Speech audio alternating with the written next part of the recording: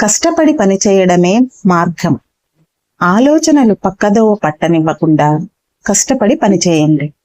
దానివల్ల మీరు మానసిక ఒత్తిడిని అధిగమించవచ్చు. మెరుగైన వ్యక్తులతో సంబంధాలు ఏర్పరచుకోవచ్చు. అన్నిటికీ మించి ఎలాంటి రాజకీయాలు చేయవలసిన అవసరం లేకుండానే జీవితంలో ముందుకెళ్లవచ్చు. ప్రతి అనుభవం ఒక పాఠం. జీవితం సుఖ దుఃఖాల కలయిక. అన్ని సంతోషాలే ఉండాలని, దుఃఖం అసలే రాకూడదని కోరుకోకండి. ఎందుకంటే అలా జరగడం అసాధ్యం. జీవితంలో మంచి చెడు రెండూ ఎదురవుతున్నాయనే వాస్తవాన్ని గ్రహించండి. మంచి జరిగినప్పుడు ఆనందించి, చెడు జరిగినప్పుడు మాత్రం గగ్గోలు పెట్టడం సరికాదు. ప్రతి అనుభవం నుంచి ఒక పాఠం నేర్చుకుంటూ ముందుకు సాగండి. విజయం త్యాగాలను కోరుతుంది. మనలో చాలా మందికి గెలవాలన్న తపన కంటే ఓడిపోతామేమో అన్న భయమే ఎక్కువగా ఉంటుంది. అందుకే రిస్కులేవి తీసుకోవడానికి ఇష్టపడం. ఇలాంటి ఆలోచన ధోరణితో జీవితంలో ఎదగలేం. విజయం చాలా త్యాగాలను కోరుతుంది. దాన్ని అందుకునే ప్రయత్నంలో అనేక కఠిన పరీక్షలను ఎదుర్కోవలసి వస్తుంది. జీవితంలో అన్నిటికంటే పెద్ద రిస్క్ ఏంటంటే ఎదుగుదల లేకోకుండా ఉన్న చోటనే ఉండిపోవడం. జీవితంలో ఎదగాలంటే వీటిని అలవర్చుకుంటే విజయం నీదే. జీవితంలో విజయం సాధించాలంటే మీరేమీ ప్రత్యేకమైన వ్యక్తులు అయి ఉండాల్సిన అవసరం లేదు. సాధారణ వ్యక్తులు కూడా ఎన్నో అసాధారణ విజయాలను అందుకోవచ్చు. అందుకోసం మీ పక్కనున్న చాలా మందిలో లేని నిలకడ, కష్టపడి పనిచేసే తత్వం, ఓపిక, చిత్తశుద్ధి వంటి మెరుగైన లక్షణాలు మీరు అలవర్చుకోవలసి ఉంటుంది. తాత్కాలిక ఎదురు దెబ్బలకు జడవకండి. జీవన గమనంలో ఎన్నో తాత్కాలిక ఎదురు దెబ్బలు తగులుతాయి. ఎప్పటికప్పుడు వాటిని అధిగమిస్తూ ముందుకు సాగాలి. అంతే తప్ప ఆ ఎదురు దెబ్బలు శాశ్వత అడ్డంకులుగా మారేదాకా కాలయాపన చేయకూడదు. ఇటుకపై ఇటుక పేరుస్తూ నిరంతరం నిర్మాణం కొనసాగించండి. అడుగు ముందుకు వేయండి. ఎదురు దెబ్బలు తగిలేది, సవాళ్లు ఎదురయ్యేది మనల్ని మరింత రాటుదేల్చేందుకే. వాటికి జడిసి పరుగును మధ్యలోనే ఆపితే ఓడేది మనమే, ఓడిపోయేది మనమే. సమస్యలతో సావాసాన్ని అలవాటు చేసుకోండి. సమస్యలతో సావాసాన్ని అలవాటు చేసుకొని జీవితాన్ని గడిపేవారు సగటు మనుషులుగా మిగిలిపోతారు. కానీ ఆ సమస్యల పరిష్కారాన్ని తప్పిస్తూ అందుకు మార్గాలు అన్వేషించేవారే మార్పునకు నాంది పలుకుతారు. ఇతరులకు మెరుగైన జీవితాన్ని అందించే స్ఫూర్తిగా నిలుస్తారు.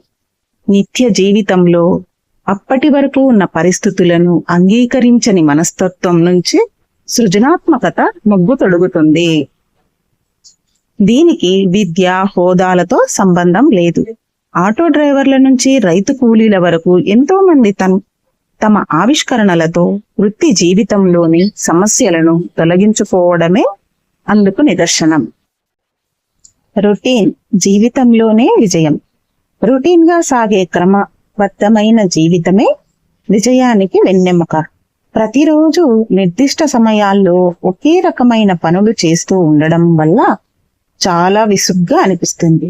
ఇతరులకు మనది ఆకర్షణీయమైన జీవితంగా అనిపించదు. కానీ ఆ రొటీన్ జీవితమే దారితెన్ను లేకుండా బతికే వారికి, స్థిరమైన లక్ష్యంతో ముందుకు సాగే వారిని వేరు చేస్తుంది.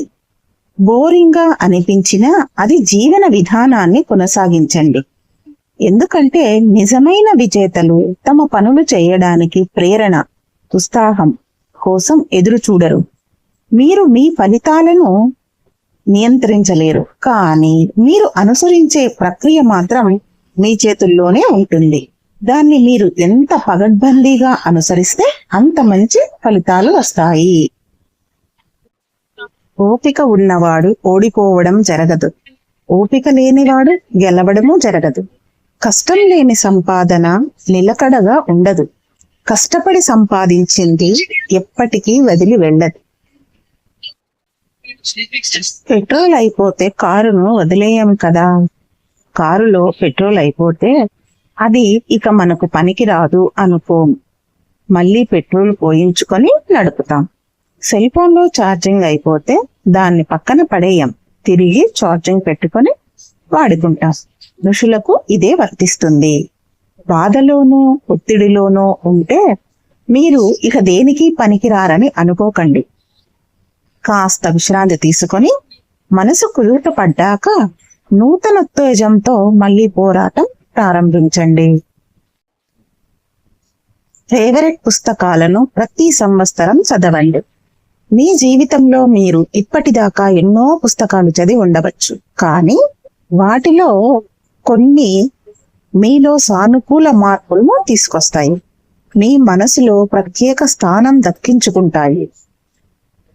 అలాంటి మీ ఫేవరెట్ పుస్తకాలను ప్రతి సంవత్సరం మళ్ళీ చదవండి. చదివే పుస్తకం మారదు, కానీ మళ్ళీ మళ్ళీ చదువుతున్నప్పుడు దాన్ని మీరు అనుభూతి చెందే తీరు మాత్రం ఖచ్చితంగా మారుతూ ఉంటుంది. ఆనందంగా ఉండడం స్వార్థం కాదు. ఆనందంగా ఉండడం స్వార్థమేమీ కాదు. ఎందుకంటే సంతోషం మనకు నూతనోత్తేజాన్ని ఇస్తుంది, ఇతరులకు మంచి చేయాలన్న ఆలోచనను తెప్పిస్తుంది. బాధ మాత్రం మనల్ని కుంగదీస్తుంది, మన దగ్గర ఏమి లేదన్న భావన కలిగిస్తుంది. బాధలో ఉన్నప్పుడు ఇతరులకు మనం చేసే మామూలు సహాయాన్ని కూడా పెద్ద త్యాగంలాగా భావిస్తుంటాం.